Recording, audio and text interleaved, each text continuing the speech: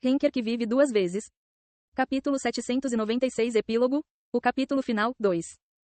Khan entrou em uma clareira silenciosa cheia de árvores e raramente visitada por pessoas. Já faz um tempo que não venho aqui. Olhando para a abadia à sua frente, Khan teve uma expressão de reminiscência. Quando lhe pediram pela primeira vez para construir esta abadia neste local, ele achou isso ridículo. Mas agora, não haveria lugar melhor para viver tranquilamente do que aqui. O tempo esteve bom durante as 4 estações e choveu bastante. Era o lugar perfeito para viver preguiçosamente os dias. Se ele soubesse disso antes, Khan também teria morado aqui. Arrependido um pouco do passado, ele passou pela porta aberta da abadia. Logo depois, ele encontrou uma freira que carregava roupa suja. Ela largou a cesta e fez uma reverência diante de Khan. Você é o primeiro visitante que recebemos há algum tempo. O que o traz aqui, senhor? Khan riu, incrédulo, ao ser chamado de visitante. Se a freira soubesse que aquela abadia foi construída com o dinheiro dele, ele se perguntava que tipo de expressão ela faria. Mas a maioria das pessoas que sabiam desse fato já havia retornado ao abraço do Deus a quem serviam.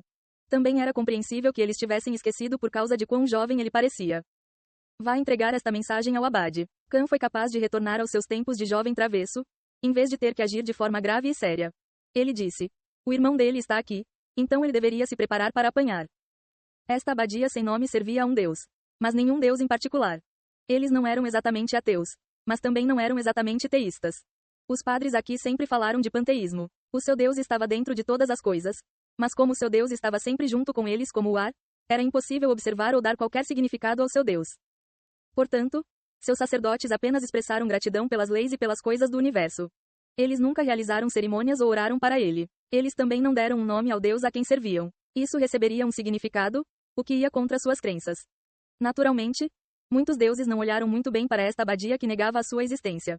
Se suas crenças fossem difundidas, eles perderiam seguidores, o que significava que receberiam menos fé. Alguns deuses até falaram em eliminar a abadia, mas falharam todas as vezes. O abade deste lugar era alguém mais forte que a maioria dos seres divinos, Doyle, o líder do clã mais forte que levou a torre ao seu desaparecimento. Quem ousaria tocar seu território? Felizmente, Doyle se aposentou cedo, dizendo que serviria a algum deus sem nome. Se não o fizesse, Artia provavelmente ainda existiria para ameaçar inúmeras sociedades do mundo celestial. Você tem centenas de anos. O que diabos você está fazendo? No entanto, embora Doyle conhecesse o peso de suas palavras e ações, ele não pôde deixar de gritar de raiva hoje. Seu irmão, que vinha pela primeira vez em muito tempo, não pôde visitá-lo em silêncio e apenas teve que causar confusão na abadia. Clatter, ficou claro que Doyle estava irritado pela maneira como ele bateu a xícara de chá. O sorriso de Khan só aumentou. Não posso nem visitar meu irmão? Se é assim que você vai se assumir, você deveria simplesmente ir embora. Você é demais. Ou você quer ser expulso? O sorriso de Khan ficou mais travesso. Vou ser expulso da abadia que construí. Não era seu no momento em que você doou. De qualquer forma, por que você veio? Para ver meu irmão mais novo, é claro. Doyle começou a se levantar como se não valesse mais a pena ouvir as palavras de Khan. Tudo bem, vou parar de brincar, então sente-se. Doyle olhou para Khan com dúvida, mas suspirou e sentou-se na cadeira em frente ao irmão. Na frente dos outros, Khan agia todo poderoso e forte, sendo chamado de Deus da espada de sangue frio e Rei Leão, mas esse maldito irmão agia como um bebê na frente de Doyle. Shaion-Wu. O que? O nome do Deus que você serve. Doyle tentou manter uma expressão vazia, mas os olhos de Khan não perderam nada. Khan disse: estou certo, não estou? Como você sabia? Quanto tempo você achou que eu esqueceria? Doyle sorriu amargamente. Achei que você fosse idiota demais para saber. Você quer morrer? Quando você soube? Não faz muito tempo. Você sabia que as lendas dele estão sendo espalhadas atualmente? Quando ouvi falar delas, de repente me lembrei. Doyle intitulou sua cabeça. Lendas? Você não sabia? Não me interesso por notícias do mundo exterior. Os nomes do Rei Negro estão sendo divulgados, embora estejam sendo divulgados de maneira diferente em cada planeta e civilização. Eu disse tantas vezes que os nomes dos deuses não deveriam ser decididos por capricho. Meu Deus, Doyle resmungou sobre os acontecimentos que iam contra as crenças da abadia, mas parecia aliviado. Com isso, Khan teve certeza de que sua memória estava correta. Quando você soube? Não faz tanto tempo. Semelhante a você, de repente me lembrei disso como se tivesse recebido uma revelação divina. Depois que Artia foi dissolvida, Doyle sentiu que algo grande o havia deixado. Ele era definitivamente um sacerdote e apóstolo. Mas o Deus a quem servia partiu sem dizer uma palavra e ele não se lembrava de nada sobre ele. O Deus não tinha nome, lenda ou voz. A única coisa que restou foi o canal que os conectava. Mas o Deus nunca respondeu, então tudo ficou cheio de estática.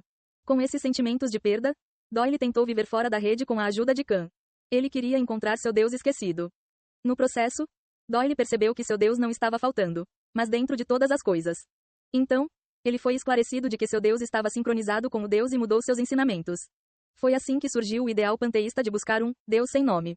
Ao mesmo tempo, ele continuou a buscar o Deus. Parecia que ele precisava. Ele pesquisou as leis da natureza e desmontou as coisas além delas. Então ele viu um nome de 3 palavras. Então, você veio até aqui para dizer isso? No entanto, Doyle não falou sobre o que aprendeu com Khan ou com qualquer outra pessoa. Ele pensou em como fazê-los perceber Yon-Wu, mas não foi fácil. Panteísmo, era difícil reconhecer a existência de um ser que os rodeava. Claro que não. Vim dizer que deveríamos ir procurá-lo juntos. Isso é possível? Como se tivesse descoberto um caminho que nem mesmo Doyle, um apóstolo, conhecia, Khan respondeu com confiança. Não, eu não sei, mesmo você não sabe. Então como vou saber? Você. Mas há algo que vale a pena tentar. O que é? Vou começar do lugar que ele mais gosta. Os olhos de Doyle se arregalaram ao perceber o significado das palavras de Khan. Khan assentiu solenemente e continuou. Certo, estou indo para a Terra. Vou trabalhar até a morte. Leonard largou os óculos e esfregou as pálpebras. Ele olhou ao redor e viu papéis empilhados nas mesas. Pensando em quanto tempo levaria para verificar tudo isso, ele sorriu ironicamente. Leonard podia sentir que estava ficando mais fraco a cada dia. No passado, ele considerou exuviar ou transcender. Ele carecia de alguma divindade, mas poderia encontrar uma maneira de alcançar mais se fosse necessário. Mas ele não sentiu vontade de viver por tanto tempo. Ele só queria viver o tempo que lhe foi dado. Envelhecer era uma coisa honrosa e a morte era digna. Sua vida era mais bonita porque havia um fim para ela. Esses eram os seus ideais e ele não queria ignorá-los. Ele ainda não entendia por que viveu tão cansado durante sua juventude. Ainda assim, ele tinha uma última coisa que queria fazer, que era encontrar seu amigo e salvador do qual ele havia esquecido tão estupidamente. Mas não importa o quanto ele revisou todas as informações, ele não conseguiu encontrar uma resposta. Como ele deveria perceber um ser que não era mais humano? Como ele poderia convocá-lo à força aqui? Não havia nada que ele pudesse fazer. Mas não posso simplesmente sentar aqui e mexer os polegares. Leonard percebeu que precisava agir sozinho para encontrar a solução. Ele usou sua cabeça inteligente para mudar o mundo. Mas houve momentos em que ele ficou preso. E a forma de resolver era muito simples. Ele tinha que tentar até dar certo. Ding. Quando Leonard apertou a campainha na mesa à sua frente, um criado que esperava do lado de fora entrou silenciosamente.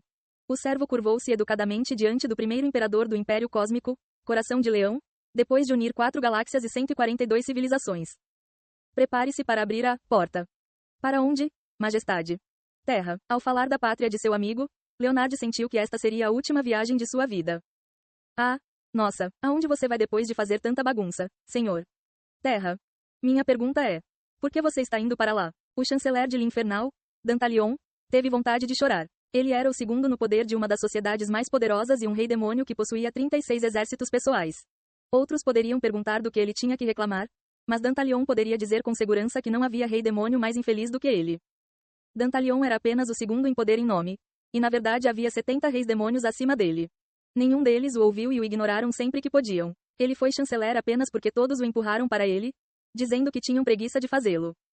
Dantalion não pôde sair para seu território e viveu enterrado sob documentos por 300 anos. Nesse ritmo, ele seria descoberto como um cadáver depois de sufocar com esses papéis. No entanto, a verdadeira ruína de sua existência era seu maldito líder. Solte, se você não me deixar ir, eu vou te comer. Agares, enquanto esse rufião e encrenqueiro que era o líder de L'Infernal estivesse por perto, Dantalion nunca seria capaz de descansar. Coma-me, eu também não posso mais viver assim. Você está me desobedecendo agora? Ah, tanto faz. Supere isso. O que devo fazer se o líder nunca faz seu trabalho e vagueia livremente? Mate-me ou faça o que quiser. Dantalion era um rei demônio tímido e fazia tudo o que Agares queria com um único levantar de sobrancelha de Agares. No entanto, nos últimos 300 anos, ele foi pressionado por 70 superiores. Então sua raiva chegou até as têmporas. Agora, ele não se importava com o que aconteceu. Ele só queria descansar. Não poderia haver desejo mais puro do que esse. Então você está dizendo que o problema é que sou irresponsável apesar de ser o líder. Percebendo que Dantalion estava sendo genuíno, Agares parou de lutar. Seus olhos loucos de repente ficaram profundos e calmos como um oceano Pacífico. A cor voltou às bochechas de Dantalion. O tirano rebelde finalmente o ouviu. A verdade sempre brilhou. Lágrimas se formaram nos olhos de Dantalion porque ele ficou tão emocionado. Mas Agares começou a falar novamente com uma voz solene. Então você faz isso. Perdão, o que? O líder. Agares deixou a sociedade demoníaca menor que L'Infernal maior que.